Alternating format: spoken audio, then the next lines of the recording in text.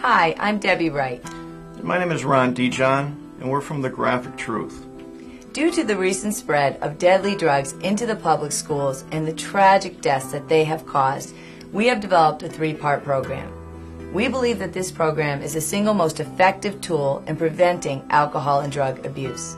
This is just a short preview of what the long presentation will include, and please note that some of the reenactments are very graphic. Part 1 is hosted by someone who has personally faced addiction and will narrate a very graphic but accurate presentation of drug abuse. Here's a brief look.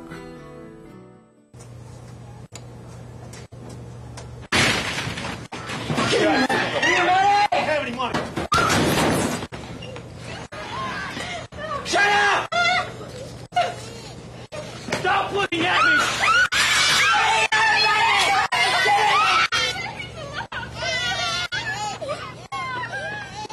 This wasn't supposed to be your life! Scary, huh? When you become addicted to drugs or alcohol, you will do things you never thought you would or could ever do. As a person in recovery, I can certainly understand how that young man feels. This wasn't supposed to be my life. Nobody plans on stealing from their parents or committing crimes, but addiction is way too subtle. Take a look at this. This is your brain. This is heroin. This is what happens to your brain after snorting heroin. And this is what your body goes through. It's not over yet. This is what your family goes through. And your friends, and your money, and your job, and your self-respect. Any questions? And it's always, I'm just going to try this one time. And it's that thought that reels you right in. Watch this.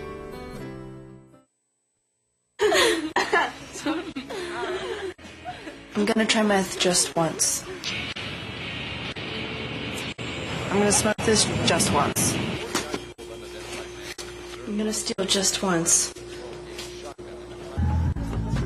I'm going to sleep with him for meth just once. I'm going to try meth just once.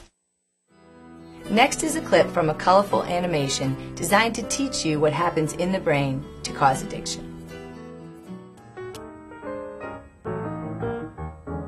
Many factors make us who we are. Everyone is familiar with the age-old argument of nature versus nurture. Our personalities, are they genetic or manufactured by our environment? It's both. Our genes begin the process by creating the foundation that everything else will build upon. Imagine tractors tilling the soil and preparing it for growth. Next, our personalities shape the land, like growing trees and building houses shape the land. So for the first decade of our lives, our brain is nurtured into a quaint little neighborhood, ready to house our thoughts and grow with the things we learn. But then puberty hits, and our hormones rage like a hurricane. Our brains naturally adapt, however, in some cases, maladapt. So what exactly do we mean by maladapt? Does nature take a wrong turn somewhere? It's not so much that nature goes wrong, but rather modifies things for our survival.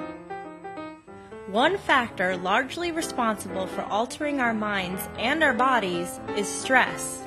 Stress can be very damaging. If stress lingers indefinitely, it is called chronic, inescapable stress. Chronic stress may come from abuse or low self-esteem. So when the body is stressed, it starts to produce certain substances that will help balance itself out. The problem happens when our wires get crossed and our maladaptive brains get confused on what to crave.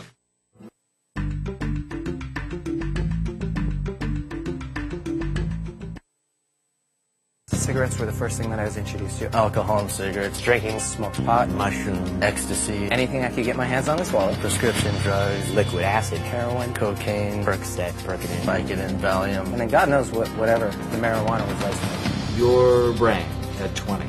I would think this is a 70-year-old's brain. Teenagers, adults, they have no clue that when they're smoking pot, they're actually damaging their brain. everything that I saw in school about it, I found out one day that it's all true and it's all happening to me. When your brain works right, you work right. I'd like to just be able to think normally. What we're looking at here is a healthy brain. I'm just worried that my brain is also going to be gone and they're never coming back. And this is a cocaine brain. So the real question is, which brain do you want?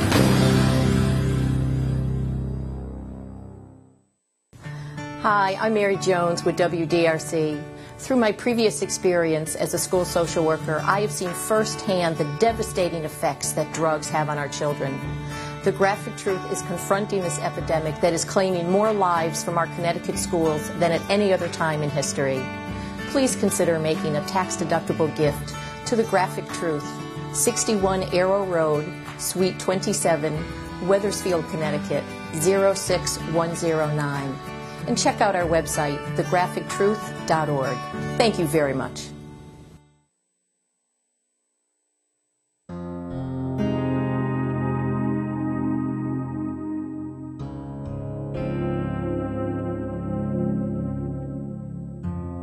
My name is Ron Dijon. I'm the Executive Director for the Graphic Truth, a coalition to end teen addiction.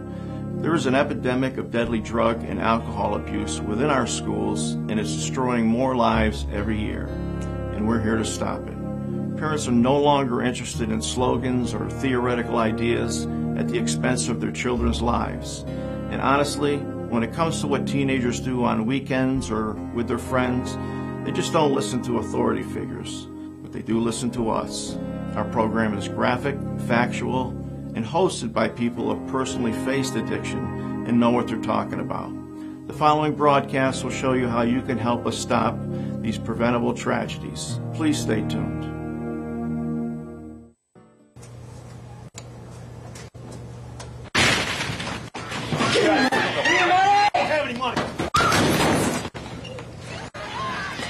Shut up! Stop looking at me!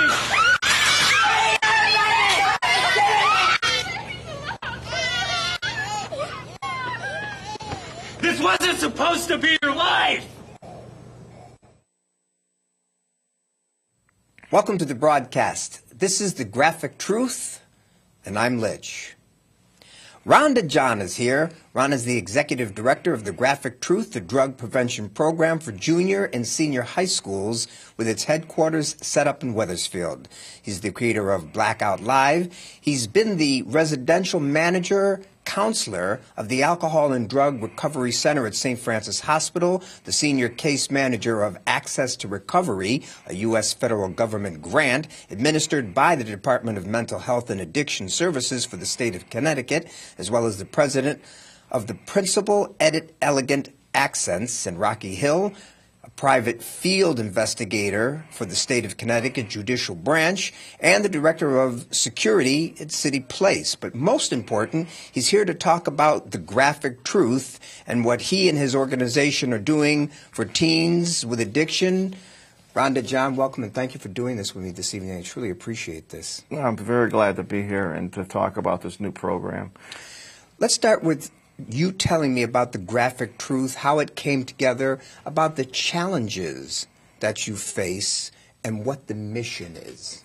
Well, the challenges basically are kind of new to me because I was approached by school officials to address a tragic problem within schools.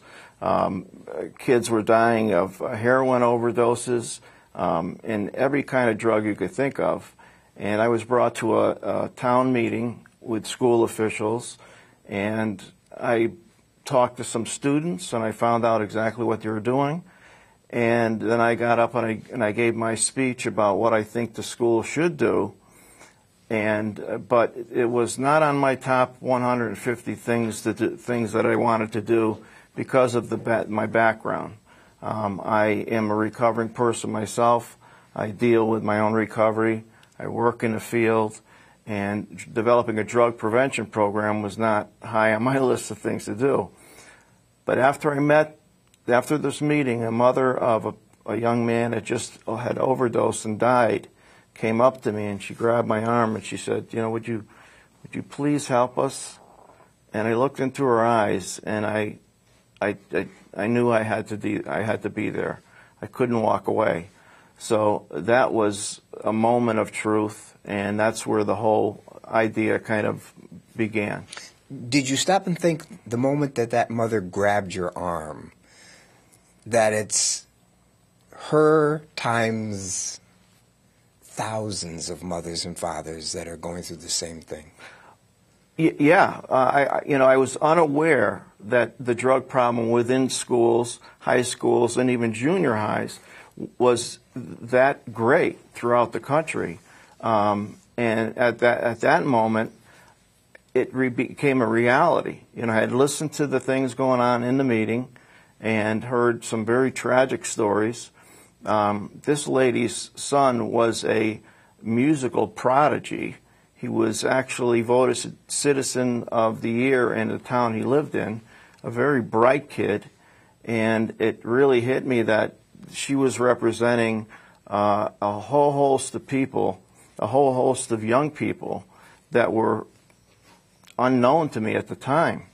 And that's when, that's why it was so, it had such an impact on me, because, the tears in her eyes, I could see the pain in this lady's eyes, and it was something you don't want to look at that often. What are the things that you need to take the graphic truth as far as you can? What are your expectations? I mean, other than funding, obviously funding is of paramount importance, but beyond that, what is it that Ron DeJohn needs to take the graphic truth as far as you possibly can? Well, since I agreed with the superintendent, who I met with subsequently after this meeting, and I agreed to do this, we've been getting requests. Things just began to fall into place, first of all, remarkably. We got our tax exemption in less than 60 days. People just seem to pop up at the right times. And forgive me for interrupting, but I just want to make certain that I have my mind around this. Usually tax exemptions take about 2.5 years. Am I correct in that? Yeah. To get that. And you got it in 60 days. Yeah, exactly. And personally, I'm not a good form guy. And I said, well, I'll give it a shot. And I'm thinking, 3 years tops. And when we got the turnaround, I said, maybe there's something behind this other than myself. So, it really just kind of fell into place.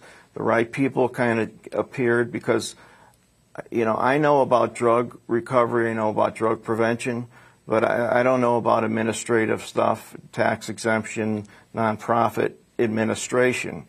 And quickly, and we put up a website, and we started getting requests from other states very rapidly. And it's thegraphictruth.org. Correct. That's the website, and that will that actually has a promo that opens up automatically when you log on, and it gives a good description of what the program is about, a little synopsis. To this point, tell me about the impact that you and the Graphic Truth have had on the teens, juniors, people in high school, the parents. Tell me about the impact that you've had on these people in dire need. Well, to my chagrin, we in our program we use graphic videos, colorful animations, clinical facts, but the most impacting part of our entire presentation when we announce ourselves to these young people is the fact that all of our presenters and instructors have personally battled addiction. And when we announce that to the kids, you can hear a pin drop. And I applaud all the previous efforts to divert kids from using drugs or alcohol, but it was like the schools were asking the history teacher to coach the football team. And as well-meaning as that history teacher might have been, he never really played the game. We've played the game, and young people seem to just grasp and trust what we're telling them. So tell me about your past. Where do you see yourself now? And then hand in hand, where do you see yourself with the Graphic Truth forthcoming? Right now, I see myself managing way too many things right at this point. We definitely do need financing. But in a meeting at a local high school that had lost a considerable amount of kids who had passed away in less than 18 months, and this was an upscale town. I don't want to reveal the town just for their own anonymity, but a question was asked to me, you know, what are your plans? What are you trying to do now? And I just said to the person, I think it was the principal, I said, listen, if I had an unlimited amount of money, I could bring this program to every state in this country. And I'm not saying that in a boastful way. It's just that doing research and hearing from other states, it seems like nobody has simply tapped into the option that the people who should be talking about prevention are not people who have never been there.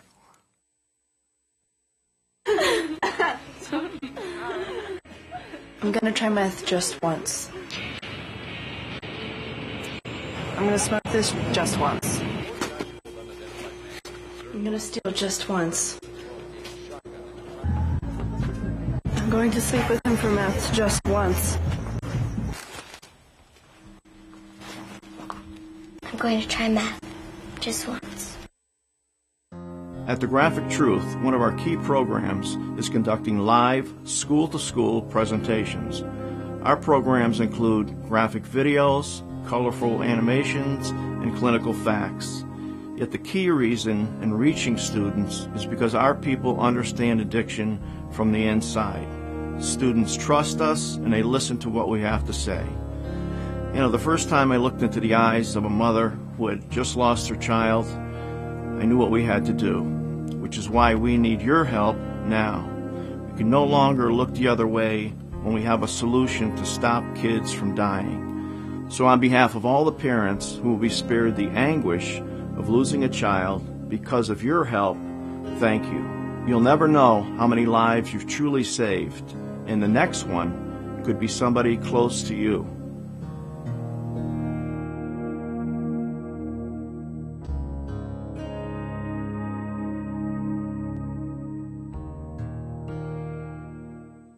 When you set out to create The Graphic Truth, let's pick up from where you just left off. And I want you to tell me about that evolutionary process and what you wanted to accomplish from day one, before you even met with the superintendents or any of the schools or the parents. Tell me about what you wanted to accomplish in the beginning, the mark that you dreamed of making. You know, you wanted to leave your fingerprints on society. You want to leave your fingerprints on the schools, the students, the faculty. You wanted to leave it on the people that are addicted. And then how has that vision that you first had changed? As you said, it morphed into what? Well, initially, I wanted to help the local situation. I thought this was a local problem. At best, regionally, just in Connecticut. And as things began to open up, and we began to add different parts of just kind of molding the program as it went, I began to see that it was quite effective, beyond anything that I had initially anticipated. When I had this program in the back of my mind before I met with these people, because I had seen these very graphic ads from the Montana Meth Project, which meth is a drug that's hideous. And it went through Montana, and it really devastated 53% of their population.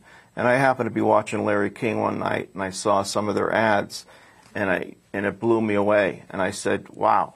I said, if I had seen that type of ad, and if I had been considering using that drug, that might have diverted me. Who's made the largest impression on you? One certain person who brought you to where you are today? Both helping you through addiction, helping you to get to where you are today as Rhonda John, a person, and also the executive director of the Graphic Truth. Whew, that's an open-ended question. That's a tough one. There's been so many people along the way that have helped me, and anybody who's made it through addiction, which is a tremendous battle. People who don't know much about alcoholism and drug addiction, it is a world of anguish, of pain, of suffering, which you never think you're going to get out of. And it was a number of people. I could name a few people that were very instrumental. A counselor that I had in a halfway house in Glastonbury, his name was Mike Zito. My sponsor in Alcoholics Anonymous, his name is Chip. Very instrumental in showing me really how to grow up, and because addiction is, alcohol and drug use are just symptoms of a deeper problem. And once you get into looking inside yourself, you see what those problems are. And with that, do you consider yourself an introspective person? Now I'm more introspective, I think, than I feel like my own psychologist. I mean, I really evaluate the things that I think about, the things I do, my actions, and my behaviors amongst other people. Fill in the rest of this sentence for me. You believe the Graphic Truth should be available.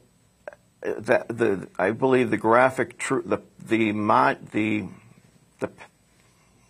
protocol of the Graphic Truth should be available to every state, town, locality that has a drug or alcohol problem amongst young people.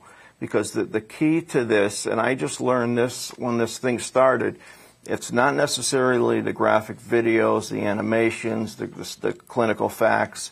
It's the fact that for the first time in decades and decades, they're allowing people who have been through addiction to address addiction to kids who are heading that way. And the analogy that I use for all kids, I just simply tell them, I tell them, picture me going down the Farmington River, tubing. And I'm going down there with my friends, having a grand old time, and there's a fork to this way, but the arrow says to go this way. Well, one day I was going down there and I took the other fork because it looked a little bit more interesting. I went down there, and then when I went around the bend, there was a 100-foot waterfall. And I went over that waterfall, and I cracked my head open. I got compound fractures. And all we're really trying to tell the kids is, if you're going down the Farmington River and you see that fork, don't go that way, because this is where you're going to end up.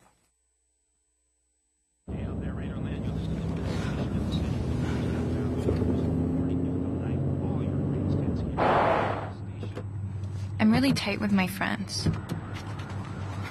We do everything together. And whatever happens, they look out for me. Go, go.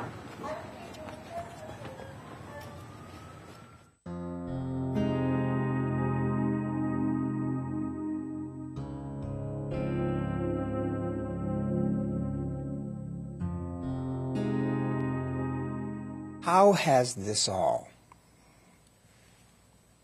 been so gratifying, so satisfying, and so rewarding for you? Just by, it's basically the comments from the students, either during a presentation or after a presentation, coming up to me and to the other presenters and saying, I'm not going to do this because of what you said. Because the thing that we bring to the message of no drugs and no alcohol is credibility, because we've been there. You know, and nobody's doing this to. I didn't get into this to make money. It's called a non-profit, and I can assure you, there's no profit in it. But then hearing from the administrators, the school administrators, the teachers that call you after the fact and say, wow, you really made an impression on our group. And there are a lot of various groups in various stages. There are kids in just regular school. There are high-risk groups that they have in programs within schools. And then there are the entire student body presentations that we do. And, because of the epidemic of drug and alcohol abuse throughout our country amongst young people, that's getting younger and younger every year, the road is really endless. I want to stay with what you just said. Here's Rhonda John in front of an audience. Mm-hmm. Huge audience. Thousands of people are sitting here, and they wait for your every word. They wait for your every thought. They wait for your every scenario. They wait for your every story. What's the one point that you want to make to them, the highest order in terms of a point that you want to make to them, that you want them to walk away with that engraved in their mind's eyes? Drug addiction and alcoholism is such a subtle lure that nobody that has become an alcoholic or drug addict has ever believed they were going to end up like that. Because in everybody's brain, and I'm learning this as I go, there's a line, there's an imaginary line that you don't know when you're going to cross it. And I've talked to people that have a couple of glasses of wine each night, and pretty soon they go to 3 glasses of wine, and once you cross that line, you're in. Let's look at it like the hardest mountain to climb for you in the building process of the Graphic Truth. The hardest mountain to climb in this whole process for you. It's basically replacing the mindset of society that, and I have the greatest admiration for the psychiatric community, but they don't have the answers to reach the children's minds. A teenager's mind is rebellious, and they think they know everything that they think they know more than you anyway. And that's been the biggest kind of knot to break, is to help them to understand that we're not doing this because we're proud that we can reach these kids. We're just doing this because this seems to work, and that's the way. That seems to be the main, our biggest obstacle, is to convince the status quo that we have an answer here, and it seems to work. And with that, talk about the goals set to achieve. The goals, when we are planning a press conference at the state capitol in the next few months to announce this program, because we're still really just kind of getting off the ground ourselves. What's the most important thing that you have learned since opening the doors of the Graphic Truth? That I have to depend on a lot of other people to make this happen, because as bright as I think I am, I'm really not that bright. And all the accomplishments that we've had thus far are not really have not really originated from my thoughts. But first of all, you are an intelligent gentleman to be able to set this up. But what motivates you? What drives you? Where does your ambition come from? It's basically it's when I read the paper every morning, and I see I look for student fatalities, car accidents, and I follow up on them, and it's truly the statistics. I get updates from the Drug Enforcement Agency I'm really connected to a lot of people that can help me. These are the people that I need to give me information that's factual and actually happening in society. With the last 60 seconds we have here, difficult to answer this in less than 60 seconds, but the achievement you're most proud of, and tell me the legacy that you want to leave behind. The achievement I'm most proud of, I think, was having the clarity of mind to accept this challenge. And the legacy I want to leave is that for all the bad decisions I made, for the addiction I went through, for the problems it caused the people closest to me, I want to at least go out sacrificing my pain to help other people avoid what I've gone through. Rhonda John, greatly appreciate you taking the time to do this. Oh, it's been a great time. Thank you. Once again, if you're online, you go to thegraphictruth.org. Thank you for joining us. For The Graphic Truth, I'm Litch, and keep me in your thoughts. Hi, I'm Mary Jones with WDRC. Through my previous experience as a school social worker, I have seen firsthand the devastating effects that drugs have on our children. The Graphic Truth is confronting this epidemic that is claiming more lives from our Connecticut schools than at any other time in history. Please consider making a tax-deductible gift to The Graphic Truth, 61 Arrow Road, Suite 27, Wethersfield, Connecticut, 06109. And check out our website, thegraphictruth.org. Thank you very much.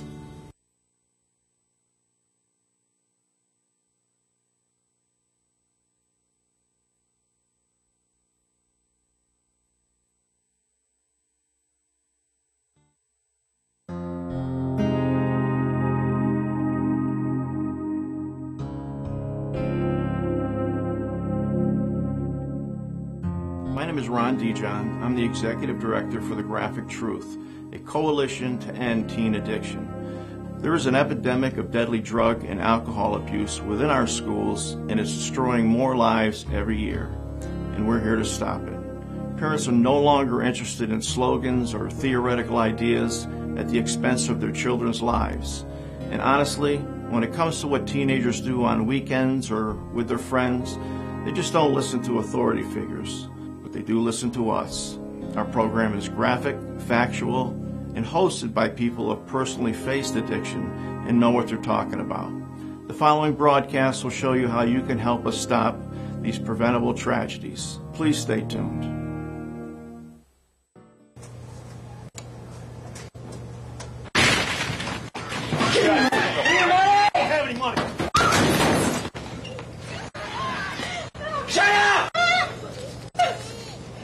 Stop looking at me!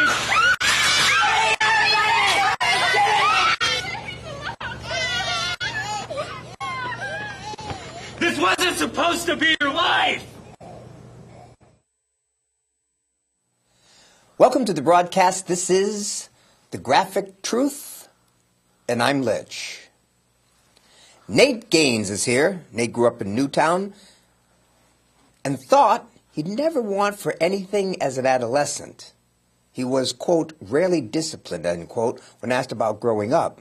Nate was 13 years old when he began drinking alcohol. Within 5 years, he was drinking on a regular basis, utilizing illegal drugs and gambling throughout high school. To be accepted by his peers and his colleagues, it was Nate who provided other teens with drugs and alcohol at various parties. Even with his addictions, he got excellent grades in school, held down a job, and had aspirations to attend college. Nate attended the University of Delaware, where he studied business. He continued his binges of drinking, taking, and selling drugs and gambling. Nevertheless, he kept his grades in college right up there. Upon completion of the university, he was employed by a media company, and for the next 5 years, he was still, and does remain, an addict at that point. At the age of 23, he began therapy, and by 26, he was a member of the fellowship. All because of the 12-step program. He is still on the path of sobriety to this very day, and here to talk to me about his past and life in general. Nate Gaines. Nate, thank you for being here and welcome. Thank you for having me. Pleasure is all mine.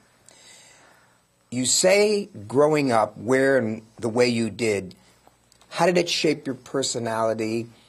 What was your childhood like? And when you say that your parents pretty much let you run rampant, talk to me about that. Well, I grew up in a household with an older brother, 4 years older, and 2 parents. And I learned at a very young age, being the youngest child, the manipulation of lying. So I remember being about 6 or 7 years old and them asking me a question and me just being able to evade the truth. And this rush that came from it, the rush of them not knowing or me not thinking they knew that I was lying to them. And that rush kept coming, you know, and by the time I was getting older and older, I was always a thrill seeker, you know, whether it was stealing candy and eating sugar when no one was around. I always wanted more, and I told these lies and this rush of energy.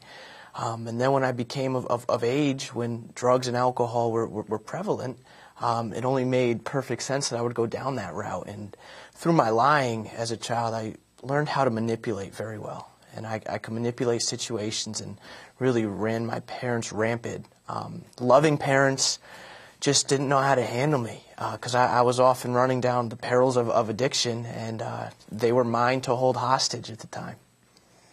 And nobody knew. I mean, you knew how to take somebody's mind and kind of reshape it almost without them even knowing it. It got to a point where I couldn't even keep my lies straight. I remember being in high school, and I would live so many different lives to so many different people. I'd tell my friends this story, my parents that story, a girlfriend this story, and they would all just be these webs of untruth. And I remember every time that I would get caught or they would keep coming back to me, never underestimate the power of denial. And when I'm actively drinking or drugging back then, I could deny, and through that addiction, you know, really cause a lot of emotional turmoil, not only to myself, but to people around me. Now, did drugs come to you, or did you go to drugs? That's an interesting question. Around the same time I placed my first bet gambling, I was with the same person that introduced me to marijuana. And from that first experience, that high that I got, I chased for 12 years. And I was never, ever able to find that chase again. And it was introduced to me, and at the point, I wasn't secure enough in myself, having been through rejection and not feeling like I fit in at a young age, that I opted into the realm of drugs and alcohol because it numbed me up from the head up. It was numbing. I didn't have to feel. I didn't have to worry about being accepted. I could find people who used, and they accepted me because I was using. So it came to me, but it became my best friend very quick. But you did this and kept up great grades. How did you find that tipping point? Through therapy years down the road, I realized that it was my self-medication. And what I learned, being a great manipulator at a young age, was that if I kept everything good on the outside, hey, mom and dad, A's and B's, that they wouldn't dig much deeper. I could say my day was fine, I'm going out with friends, A's and B's, you know, and my parents are loving parents, but I think very traditional parents these days, they want to show their neighbors what their kid's doing. They want to brag about their kid's in college and he's got straight A's, and if they're able to hold that perception, then they're okay. And that emotional bond of really knowing what was going on was never established. What was it that made the biggest impression in your life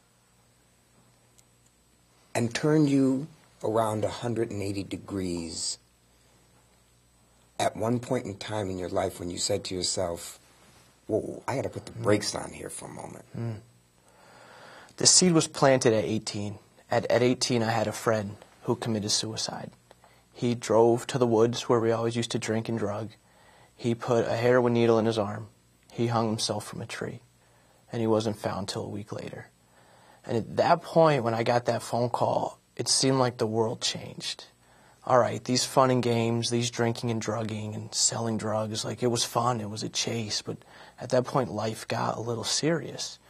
And never forgetting the pain in his parents' face at the funeral, that really planted a seed with me But it wasn't until years down the road that I really started to spiral. And it was tough for me because my friends were always able to drink more or do more drugs than I was able to. So I never thought that I had the problem.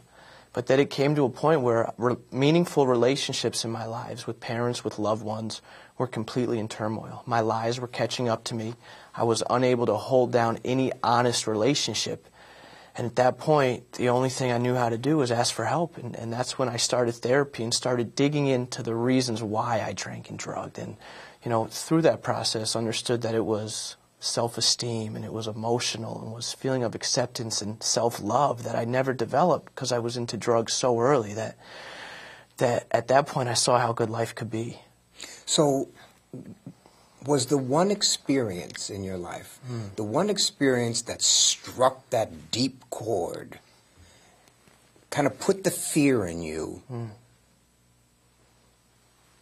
was it when your friend stuck the needle in his arm and hung himself? Was that the moment that you said to yourself, I'm pulling the plug, I better change paths and head for a different arena?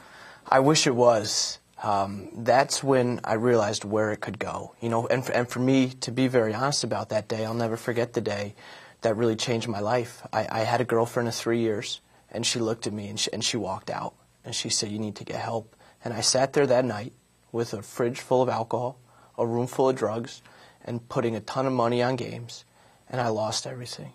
And I sat there on my hands and knees. It was the first time I'd ever prayed in my life, as I cried alone in an apartment.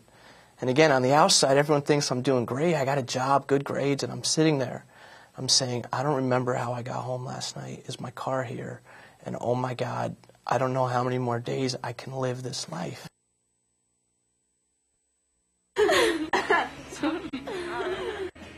I'm gonna try meth just once. I'm gonna smoke this just once. I'm gonna steal just once. I'm going to sleep with him for meth just once. I'm going to try math just once. At The Graphic Truth, one of our key programs is conducting live, school-to-school presentations. Our programs include graphic videos, colorful animations, and clinical facts. Yet the key reason in reaching students is because our people understand addiction from the inside. Students trust us and they listen to what we have to say. You know, the first time I looked into the eyes of a mother who had just lost her child, I knew what we had to do, which is why we need your help now. We can no longer look the other way when we have a solution to stop kids from dying. So on behalf of all the parents who will be spared the anguish of losing a child because of your help, thank you. You'll never know how many lives you've truly saved, and the next one could be somebody close to you.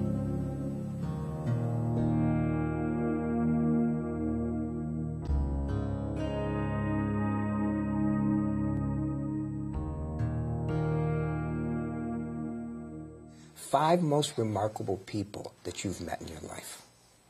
Friend, family, Rhonda John from The Graphic Truth. Just five of the most remarkable people you've met in your life. One would be my therapist, who has been with me through 4 years of hardcore soul searching. And she really showed me that my life was worth living. And those dreams that I wanted as a young boy were possible. I think the other four would be people that I've met in the fellowship, and this lady Penelope, who's also part of this program, who shares her strength about losing a child to this disease. And, you know, unfortunately, through my career and the choices I've made, I've been exposed to people who've been through death of children. Where do you think you would be today if you didn't get into the 12-step program? Oh, I'm scared to think. I'm scared to think. My life was so routine every day of chasing drinks and drugs, and I was being pulled over by police officers. I was being stopped at work, and I was always able to skate by a little bit. Because you knew how to manipulate. But it was coming to an end. I felt it in my soul. I felt that if I kept going down this road, I was going to get what I deserved. And if I had kept going, if I'd gotten what I deserved, I wouldn't be sitting here today. So then tell me about the 12-step program. How has it altered your life in terms of what it did for you and how it brought out the best in who you are today? The 12-step program was introduced to me first by a therapist, and I laughed. I completely laughed. And because? Because it's talks of a higher power. It's talks of being powerless. And my ego in my mid-20s holding down a job, you're not going to tell me that I'm powerless over anything. It's just not going to happen. But then as the pain got bad enough, and I availed myself to people who'd been through it, and they told me, just get through it. And I remember making a deal with my therapist. I said, listen, I'll go through the 12-step program for a year, and I'm going to come back here and tell you it doesn't work. That was the defiant person that I was. And that process is a way of living for me, you know, because my drinking and drugging was a symptom of how I felt about myself. How did you feel about yourself? No self-esteem, you know, very rejected at a young age, didn't really get accepted. But you had friends and you had people in school who buddied up with you and people liked you. You have a very infectious, charismatic, animated personality since I've met you. And I know that had to come through even more impressionable at a younger age for people. For me, I drew them close with drugs and alcohol and money. You know, I ran with a crew growing up, and we all played sports. And in middle school and high school, I started to be that first person cut from the team. So all my friends were on the team, and I was rejected. And that feeling of self-esteem and insecurities just lasted for so long. And through this process of therapy and the 12 steps, I realized that I'm able to face those things and to go back and own everything I've done in my life and apologize to people that I've hurt in my life. I'm able to close a chapter of a book and open a brand new page. And talk to me about your self-esteem now. Well, let's take it in two stages. Tell me about your self-esteem and your self-confidence then, and your self-esteem and your self-confidence now. Self-esteem and self-confidence then was strictly survival mode. It wasn't real. I was a complete egomaniac with an inferiority complex. I walked around because I had a wad full of money and a bunch of drugs, and inside I felt so low about myself. I just didn't like the person I was because I started drinking and drugging so young. I never defined who I was. So it's almost like you had this tempestuous relationship with yourself. And it was a daily basis of drinking and drugging to walk out of the house so I could face the world. Because without it, I felt so meaningless. And today, you know, being comfortable in my skin and accepting that the person I am is good enough, and owning my quirks and owning my uniqueness, that there's no better feeling for me, no amount of money, no high, no drunk, that would ever give me the pleasure of being my best friend. It is an absolute gift of the process I've been through. When I did my research about you, I read that term. And the specificity of that term, I became my best friend. What a great quote. What a great quote. Because I can tell you something. I sit here, I'm not my best friend. So I look at you and think to myself, when I read that, when I was doing my research, I actually did put my notes down, sat back, and you were the impetus for me to say, here's a gentleman who's 28 years old, lived a plethora of lives already, you know, and your quote is, I'm my best friend. And I thought to myself, I'm not my best friend. I learned something from you from just that quote. How did you come up with that? It's all I had left, Litch. It's all I had left when I ran for myself for so many years. And part of my addiction was I would either depend on people or I would dominate people. I would depend on a significant other or a group of friends to tell me, Nate, you're good enough. Nate, you're cool. Nate, you look good. Nate, you're this. Or I would dominate people and I'd hold them hostage and I would keep them by my side. And when all those people left, at the end of the day, the only thing between me drinking, drugging, and gambling was a conscious decision that I had. Through 3 years of therapy and the 12-step process, I sat and said, if I'm going to make this If I'm really going to make this life livable for myself, I got to embrace myself. And while you embrace yourself, what is the guiding passion in your life now? The guiding passion in my life, it's twofold. First fold is the selfish part. You know, ever since I was a young man, I've dreamt of a family, of a wife and kids and living the good life. And twofold, it's seeing other people come to sobriety. The most touching story I have in my sobriety so far is I spoke in an institution where people are staying for detox. And about 2 weeks later, I got a phone call from one of the guys who came out of there. And now he's a good friend of mine. So going in and delivering this message of you know, I drank and drugged for these reasons, but you don't have to live like that anymore, because I don't have to live like that anymore. And I'm not that unique. I'm not almighty and powerful. I can't do this myself. What's your self-image of yourself? It's becoming a man.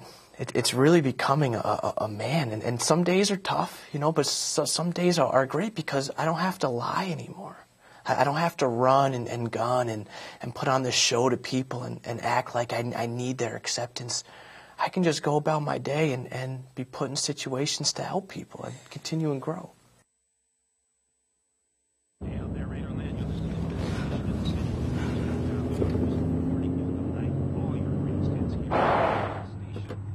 I'm really tight with my friends. We do everything together. And whatever happens, they look out for me.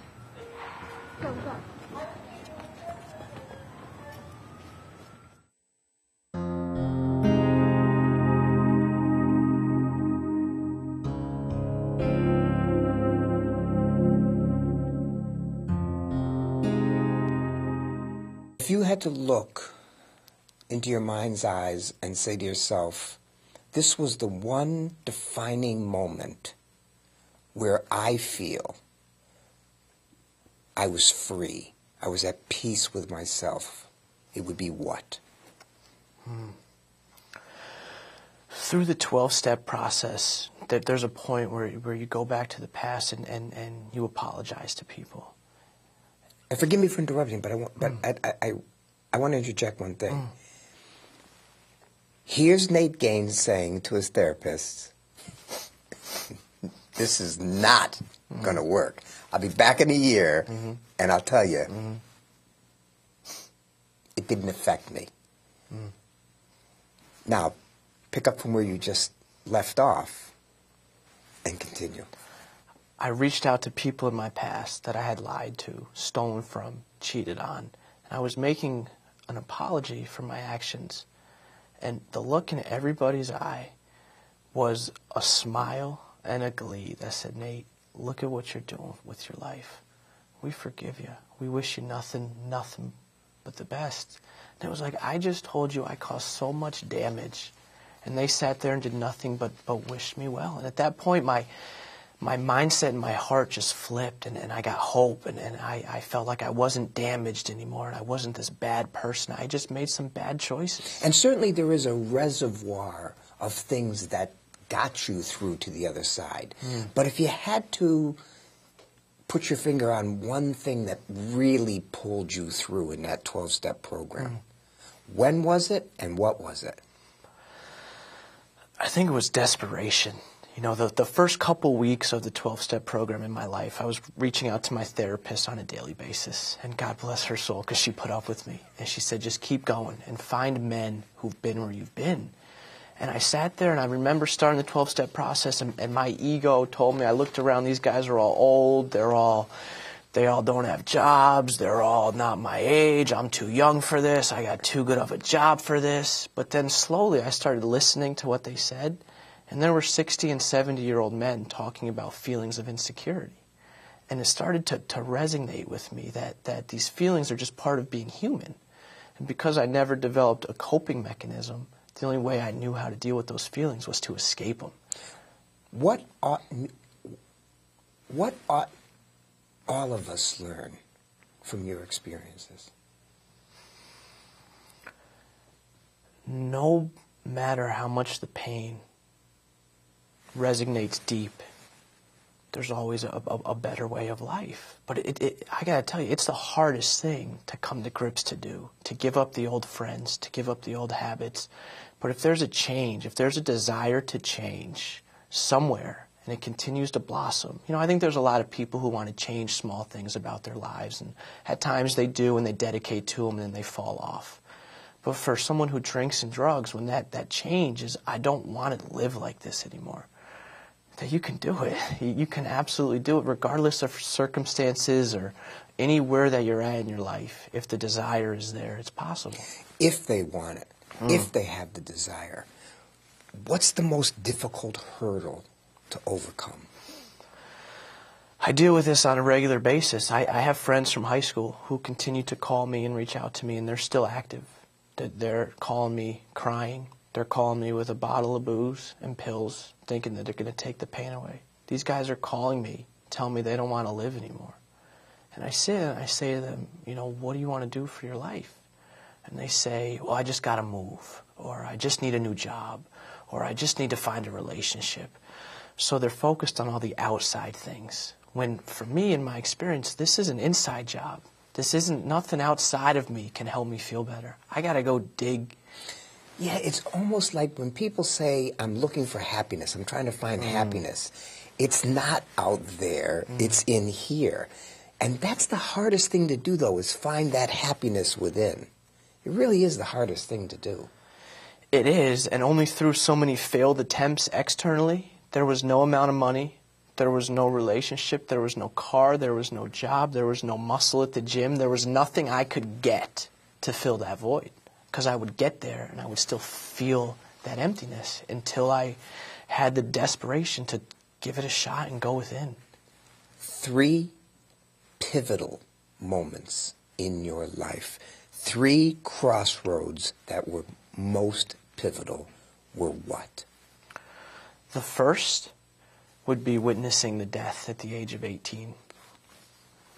I think the second would be when it really hit me personally and my life crumbled. The people I loved left me, and all I had left was myself. And I think the third would probably be the last 6 to 12 months of my life, where if you had told me what my life would be if I didn't drink or drug, and I could pick that, I'm glad I didn't have the choice to pick that, because my life today, just on a daily basis, couldn't be any better. And the joy and happiness that I get, just not having to go down that road of addiction, and it just grows every day because I become more of a man and more of a person who loves himself, and I never thought it possible without a substance. That's so interesting you say that. We have 2 Nates that I've been talking to. And I want you to be honest with me. What do you like about yourself, and what do you dislike about yourself? What do I like about myself? I like my honesty. I like my introspectiveness. I like my ability to know when I'm acting a certain way, when I'm acting out of lust, when I'm acting out of selfishness, when I'm chasing. What I don't like about myself is just because I don't drink or drug doesn't mean that I don't have a lot of character things to work on, you know, whether it be manipulating or selfishness. To bring everything in summation, yeah. Through all you've been through, where are you now in your life, and where do you see your life going? Where I'm at now in my life, I'm free of chains. I'm free of chains. I'm a single guy at 28 with a career. I can get up and do whatever life brings my way. And the power of being an example and having people in my life who are coming along the sobriety path and people who are ahead of me. We're such a good support group. We still have fun. We still do the same things that guys do who are in a bar. We just do it sober. I have to tell you, what I said before, I don't say things I don't mean. I don't use empty words, and I don't fill people with false hope. What I said before, I meant. You're a terrific guy. You're got an animated, infectious, charismatic personality, and I'm glad you crossed over that chasm, that abyss, and you got to the other side. Nate Gaines. Thank you. Pleasure. Pleasure's mine. This has been great talking with you. Just truly great, and I wish you a tremendous amount of all the success you want and then some. Thank you. And thank you for joining us. Once again, when you're online, it's thegraphictruth.org. Thegraphictruth.org. Please take a look. For The Graphic Truth, I'm Litch. Keep me in your thoughts. Hi, I'm Mary Jones with WDRC. Through my previous experience as a school social worker, I have seen firsthand the devastating effects that drugs have on our children. The Graphic Truth is confronting this epidemic that is claiming more lives from our Connecticut schools than at any other time in history. Please consider making a tax-deductible gift to The Graphic Truth, 61 Arrow Road, Suite 27, Wethersfield, Connecticut, 06109. And check out our website, thegraphictruth.org. Thank you very much.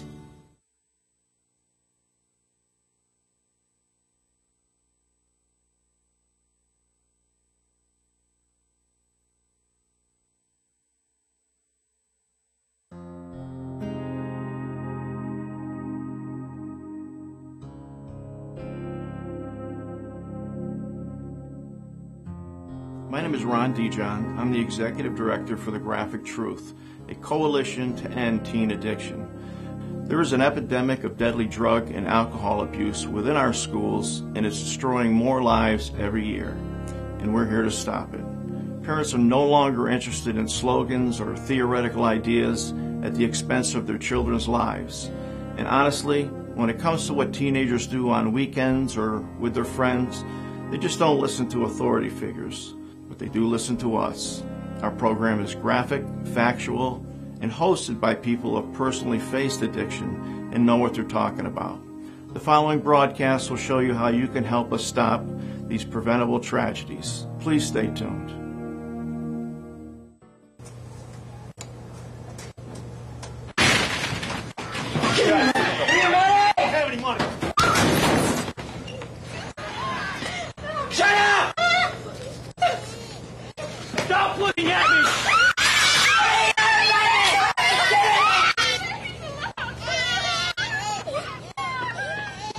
This wasn't supposed to be your life!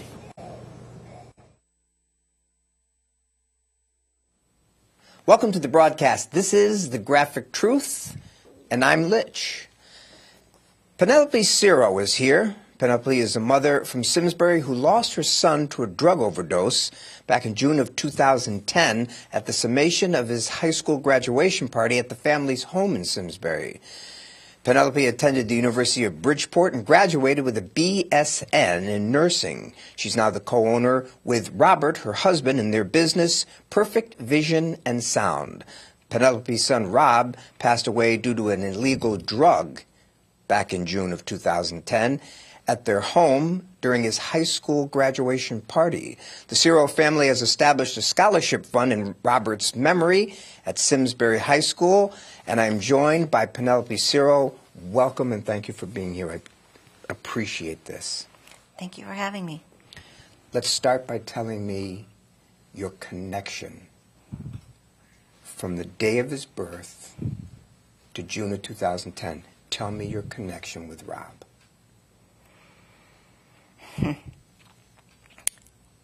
My connection with Rob is that, first of all, he's the first of 3 children that I have. And of those 3 children, probably the most time was spent with Rob.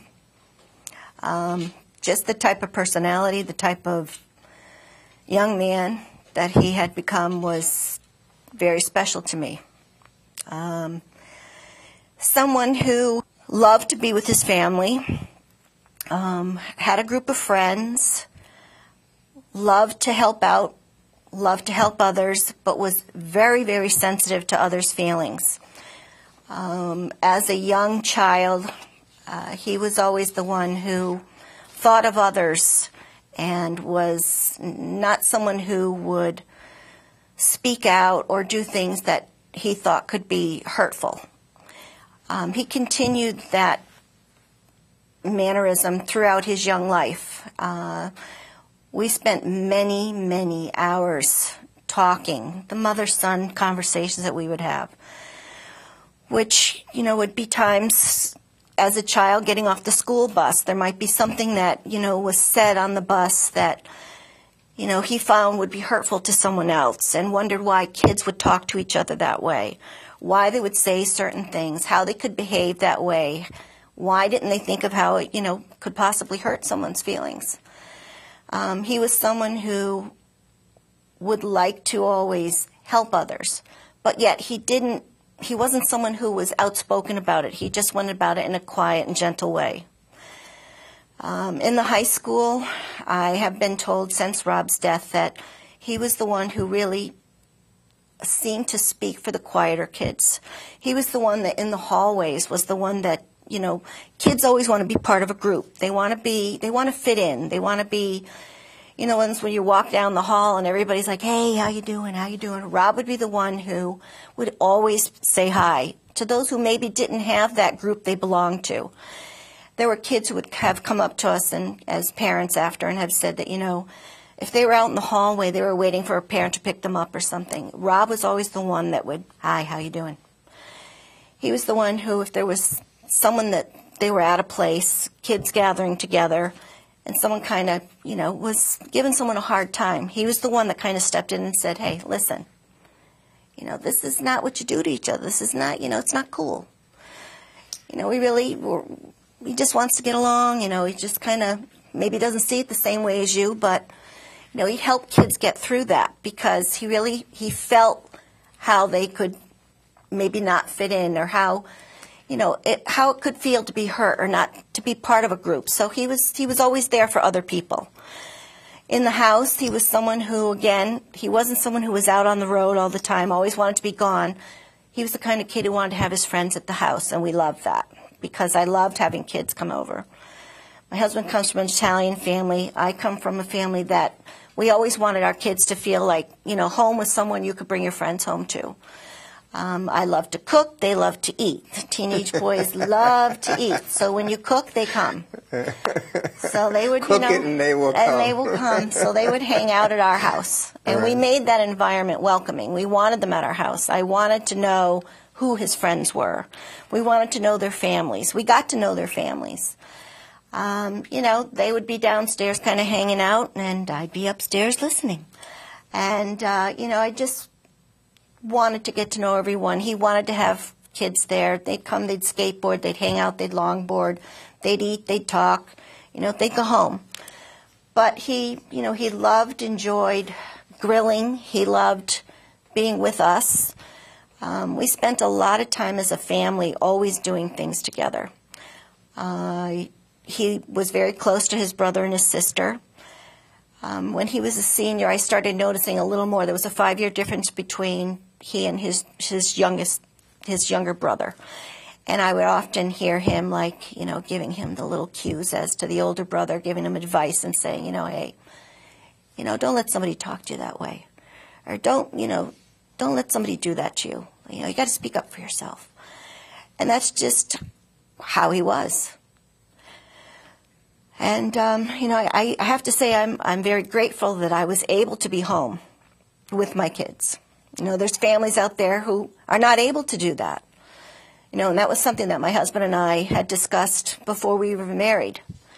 That, it was a commitment that we were making, that we wanted to be able to, if both of us weren't able to be there on a full-time basis, one of us was going to be there. We wanted our morals, our ethics to be instilled in our children. We didn't want daycare. We didn't want nannies doing that for us. That was very important. So family environment. Absolutely. I'm going to try meth just once. I'm going to smoke this just once. I'm going to steal just once. I'm going to sleep with him for meth just once. I'm going to try meth just once.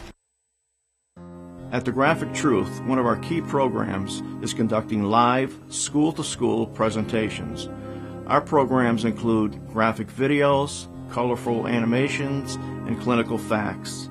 Yet the key reason in reaching students is because our people understand addiction from the inside.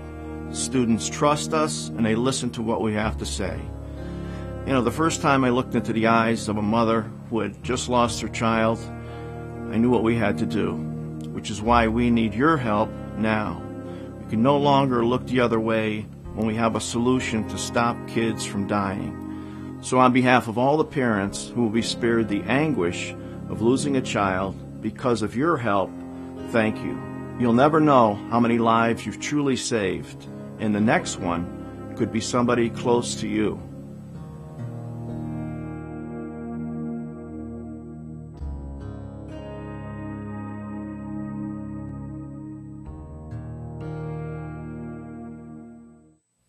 Sum up for me, Rob, in a word, a sentence, and a phrase.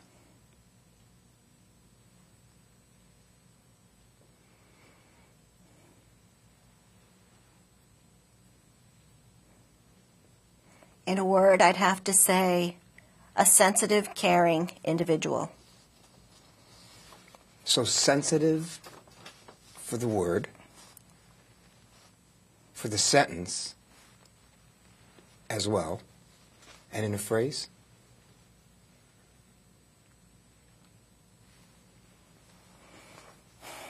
In a phrase, that's difficult. In a phrase, I would have to say someone who touched a lot of lives and left an impression on many. If it's not too painful, I want you to take me back to the night before you and Robert go to bed. You wake up the next morning. Take me from there.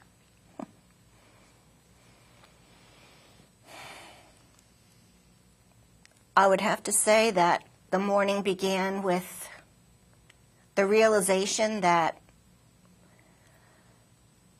that phase of raising your first child, successfully seeing them through their primary years of education, successfully completed, probably a pivotal time in our lives where you could say, oh, I'm taking a deep breath, I've made it through that part of his life, and now we're on to the second phase, which was college. The next stage. Kind of took that in as I first woke up. It was about 9:10 in the morning, and said, you know, I think I can just take my time this morning. I can get up, kind of casually see what's I've been left with outside. The raccoons hadn't gotten into the after effects of having people over and whatever had, you know, been left behind that they might have gotten into.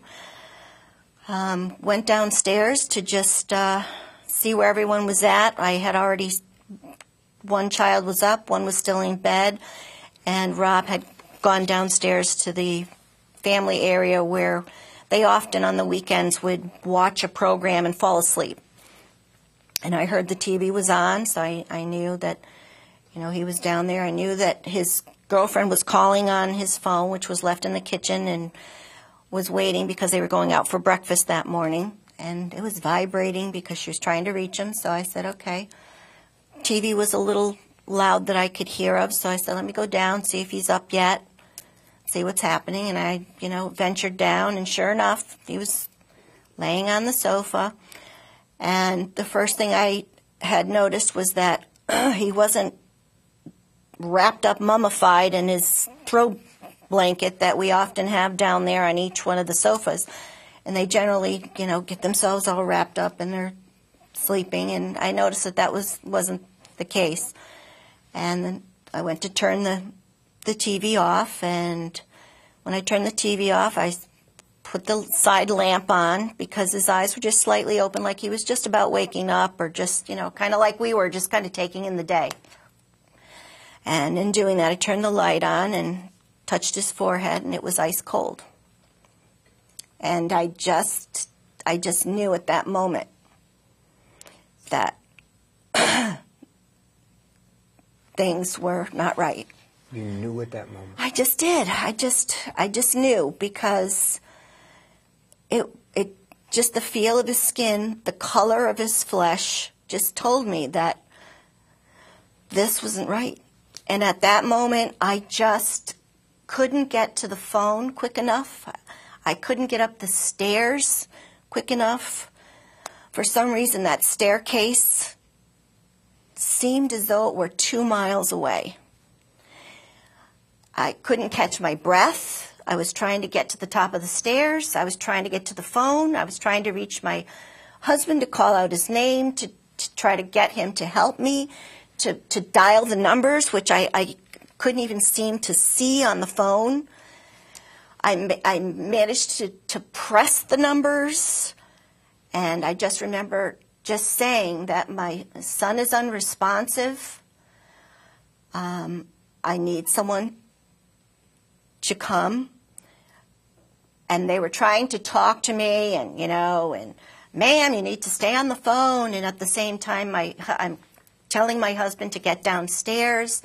I'm attempting to get downstairs. We're resuscitating him. We're giving him mouth-to-mouth, and I just knew no matter what we were going to do, that he was gone. I knew it, no matter the time,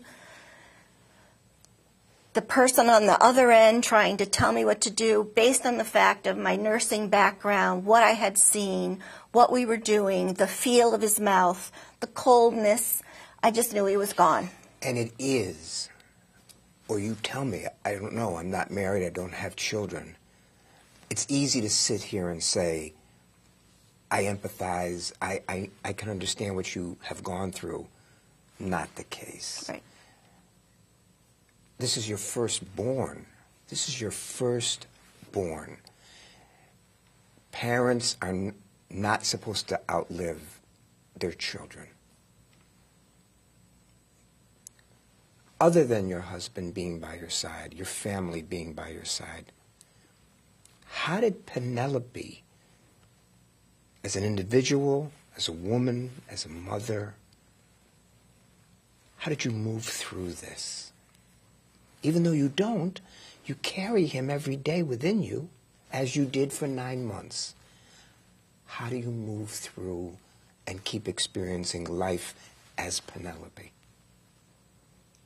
You have to take it a day at a time. How do you do that? Initially, it was a minute at a time, an hour at a time, and now it's a day at a time.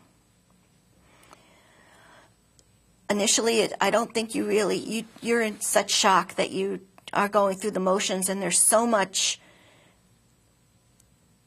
organization and planning of what must happen next and what you must do, that I don't think you're not really thinking at all. You're just kind of going through the motions of, we've got to do this, we've got to do this, we've got to do this. And you do those things, and you get through those times. And I think you are emotionless. You have to be. And did you have the key to unlock that? Or is it something where you've gone through every drawer in the house to find that key? Meaning you've gone through every drawer inside your life to find that key? Or did you have a sense that you had that key to unlock what you needed to move along? No, you don't have. I don't believe there is a key. I don't believe there's. For every individual, from my experience, it's very different. It's very different for me as a mom, as a woman, as a wife, to experience the loss and to push forward, as it would be different for my husband, as a father and a man, to move forward. Well, there's a difference between paternal and maternal. I think for me,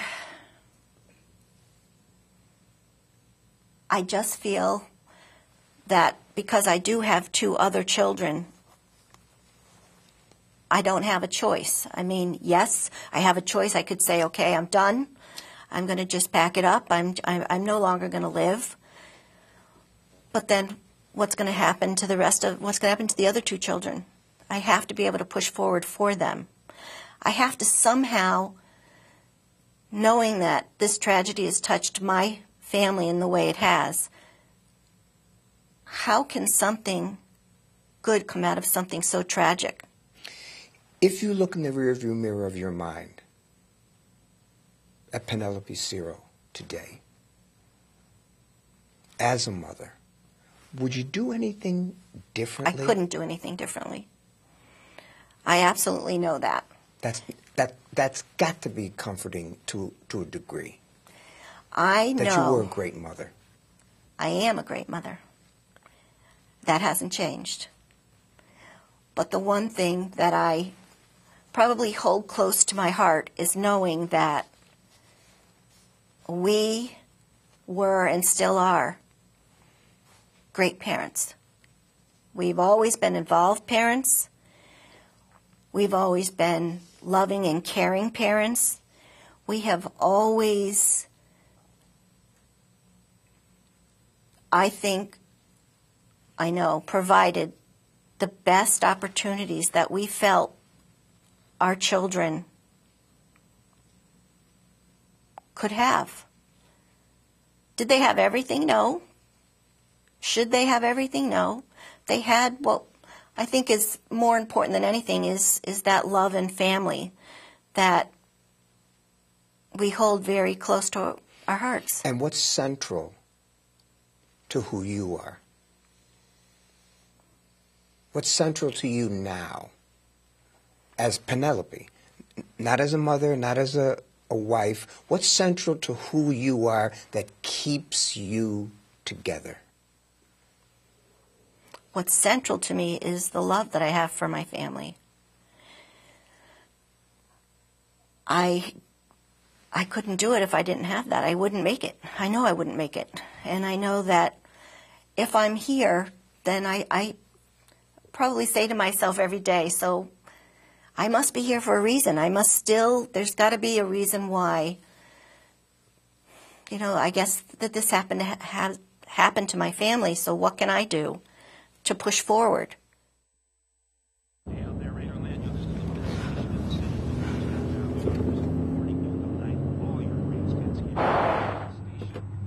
I'm really tight with my friends.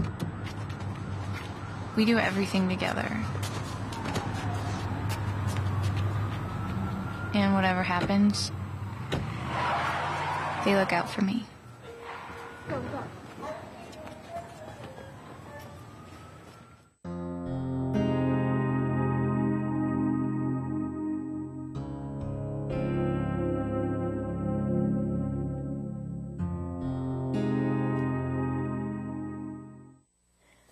I think the most important thing that I've learned is that there is not enough effective information out there that is reaching young people, teenagers and young people specifically. I know from my experience that the important message that I feel compelled to get out to others, and when I say others, I specifically mean teenagers and young adults. And when you look to the future, with what you just said, when you look to the future with teens and young adults, what do they need? What do they require? How do you see the future unfolding for people who do have an addiction? Now, in your case, your son didn't have one. No. It was somebody who was the impetus Correct. for what happened. How do you see the future unfolding? What is it that the Graphic Truth and other people in the school system need to do? They need to embrace programs like what Rhonda John and the Graphic Truth are trying to put forward. And they need to embrace the fact that these are people who are living through addiction. They've made it through addiction. They are people who, they're not educators. They're not teachers. They're not nurses. They're not health directors. They're not law enforcement personnel who are coming to the schools and are saying, listen, you shouldn't do this, you shouldn't do that, you shouldn't touch this for this reason. Because you know what, that's just like me sitting down and saying to my children, you know, you really shouldn't do drugs. Well, you know what, I'm supposed to say that. They look at you and say, yeah, Mom, you're supposed to do that. You know, yeah, the teachers are supposed to say that to us. Someone like Rhonda John and the Graphic Truth are people who can relate to the kids. They've actually been down that road.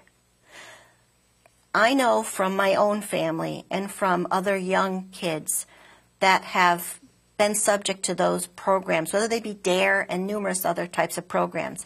They're not effective. They're not working. Statistics are showing more and more young people, preteens, junior high kids are dying. And you know what? I have to make a change. I really have to be committed to seeing that through. And you have to carry that torch. And I One am of the people who carries that torch. Right. With the 30 seconds we have remaining, have you found some sense of semblance, inner peace, happiness? I know Rob's here. I know he's here. But have you found some sense of a little bit of happiness or inner peace that you can move forward and help the people of the Graphic Truth and help other people who are shackled by drugs and alcohol? I don't know if I'd call it inner peace. I would call it more of a commitment. Dedication.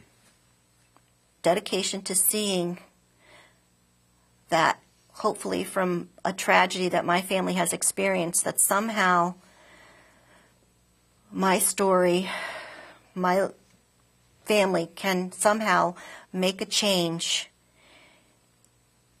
in my community, in the state of Connecticut, within the United States. Those statistics start to change. I mean, there has to be a way to get that message out there. And I can't think of a better way than someone who's living it every day. I'm living a parent's worst nightmare every day. Thank you for doing this. Thank you for coming up and opening up your heart and your mind and your life and your story with me. Thank you, Penelope Ciro. Thank you for having me. Pleasure. Online, it's thegraphictruth.org. Please take some time and go to the site, thegraphictruth.org. For The Graphic Truth, I'm Litch. Thank you for joining us, and keep me in your thoughts. Hi, I'm Mary Jones with WDRC. Through my previous experience as a school social worker, I have seen firsthand the devastating effects that drugs have on our children. The Graphic Truth is confronting this epidemic that is claiming more lives from our Connecticut schools than at any other time in history. Please consider making a tax-deductible gift to The Graphic Truth, 61 Arrow Road, Suite 27, Wethersfield, Connecticut, 06109. And check out our website, thegraphictruth.org. Thank you very much.